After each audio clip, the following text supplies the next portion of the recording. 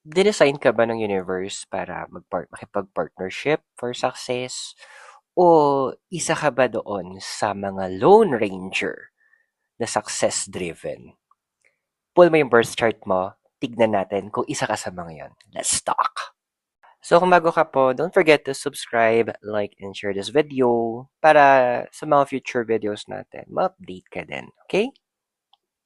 Now, para sa akin, there's nung top 7 para sa akin na placements sa isang chart na nag-indicate na yung success can be achieved kapag mag-isa ka or ginagawa mo yung mga bagay na on your own nang hindi ka nakikipag-partner sa ibang tao. So, check your birth chart and let's start. So, in no particular order to. Yung first para sa akin is kapag yung Saturn mo is in the first house. Given kasi Saturn is about discipline and then yung first house is about yourself, about who you are. So, meron kasi yung mga tao may ganitong placement. They have that strong discipline towards themselves andoon na kapag ginusto nila yung kahit na tipong late na sila natulog, pero pag sinabi nila at 5 a.m. gising ako to work out or to do this or tatapusin ko to, nagagawa nila. Andoon na hindi sila madali kasing maswerve paalis doon sa kanilang goals in life. Yung pangalawa para sa akin is yung 10th house mo na ruler is nasa first house mo. Kasi 'di ba, the 10th house is about our legacy. Tungkol siya sa ating career path or yung success natin. Habang si first house is about us, yung identity natin, our physical well-being. Kasi kapag ganito yung place, yung 10th house mo is na yung 10th house ruler mo is sa first house, that means connected yung ikaw sa success. Andoon na your life is driven by success. Na kasi hodang kahit sino pang bumangga sa'yo, sino pang kumalaban sa'yo, isa lang gusto mo, and that is to gain what you need to gain. Yung pang-apat na placement is yung Mars mo is nasa 10th house. Mars kasi this is our raw energy. It is our driving force. Isipin mo yung driving force mong yon, yung Mars mo nasa 10th house. Ibig sabihin nun, your driving force is towards success.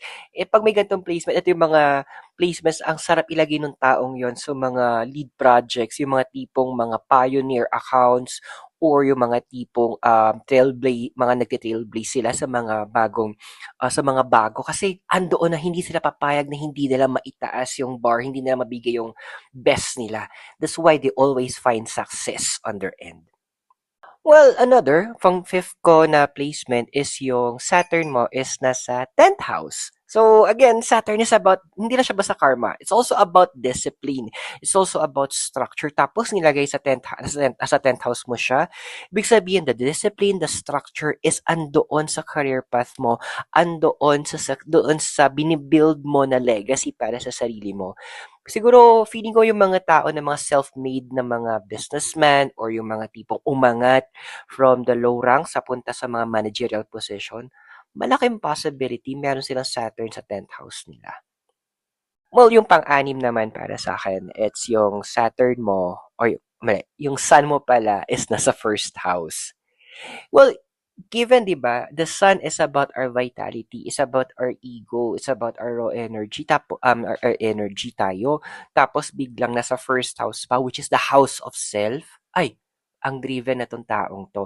Leadership material to ko para sa akin. Yung mga tipong ang lakas ng instinct nila na pag feeling nila may mangyayaring mali, nahahanapan nila agad ng paraan para bago man mangyari yon is nape-prevent na nila. Kung hindi man nila ma-prevent yung maling mangyayari or yung pangit na mangyayari, andoon na they know paano yung gumawa ng backup plan para kung sakaling mangyari yung problemang yon, they have a contingency protocol naka-in place. Galing. Last but not the least naman is yung North Node is nasa first house. Well, our North Node kasi this is a direction, is a placement in our birth chart kung saan naka-indicate dun yung more that you can be more successful. It could be a target para sa ng universe, an area, it's an area where doon ka mag-grow. Eh, kung yung North Node mo nasa first house, it's about you developing to be the best version of yourself. It encourage developing independently kumbaga ito yung mga tipo na self-defining sila. Hindi sila yung kumokopya ng iba. There is originality talaga sa mga ginagawa nila. At they are also an inspiration for others. Yung mga tipong nagawa nila and other people, hindi sila makikita as someone na nagyayabang, pero makikita nila, ay, nagawa ni ganito kasi may North Node siya in the first house. Kaya ko din. They are a source of encouragement din. Of course, kahit na yun yung top 7 ko, meron din akong mga notable na placements na para sa akin, it indicates talaga na your success is about it's kapag solo ka, dun magaganap. Well, una-una meron ako, yung isa sa mga favorite ko din is yung Mars in the first house. So, Mars kasi sa raw energy, di ba? So, andoon na, may, kapag ando sa first house yung Mars mo, may attitude yan yung mga, ako nagagawa. Hindi na sila maghihintay na sabihan sila, may initiative sila, and they love to do it na parang ipapakita nila, this is how you do it. So, yung leadership capacity, kitang-kita mo. Another is yung 10th house ruler mo is nakakonjunct sa sun mo. Well, career and personal identity, masyadong malakas dito sa kapag ganitong placement. Andoon na talagang, um, siguro para makita sila, siguro mga placement na to may mga CEO position, yung mga, sila yung mga supervisors na mapapansin natin. Well, another thing kasi, for me, another notable is yung sun, may aspect siya with Saturn. Pwedeng trine, pwedeng conjunction siya, or maybe it's a, ano is, trine, conjunction, basta isa na, limutan ko. Ayun. So, ibig opposition, ayan. So, ibig sabihin kasi 'di ba, it's the sun is about you habang si Saturn naman is about the discipline. So, kapag mayroon silang strong aspect or may maganda silang aspect, depende sa houses pa 'yan, andoon na they know how to discipline. Oh, magkakamali 'yan, pero natututo 'yan and they will not repeat the same mistake twice.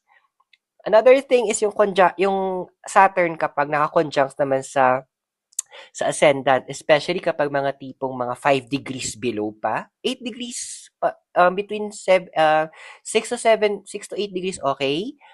Pero kapag 5 degrees lower yung conjunction niya, oy, ang ganda niyan. Ano sila, andun yung sobrang andoon yung ano nila, yung ascendant nila, andoon na they are seen as strong people. Self-reliant yan. And actually, they're also providers in such a way. And often, sila yung mga nauuna, nagte-trailblaze. Yan yung mga nakakaisip. Sila yung mga nakakaisip ng mga bagong pwedeng products, mga bagong products na pwedeng i-offer. But last but not the least, meron din yung strong Capricorn and 10th house emphasis. Ito yung mga medyo mataas yung ambition nila. So, andoon na they're more likely na ito yung gusto ko.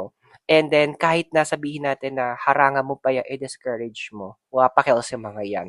Kasi what they want, they will get. Now, there could be more placements that could indicate na yung success mo o yung expansion mo is better kapag mag-isa ka. But that is for another video. So, if you want to have a private readings or spell works, tarot man yan or astrology, you can message me here in this account. And yan, don't forget to subscribe, like, and share para magkita tayo sa mga next video.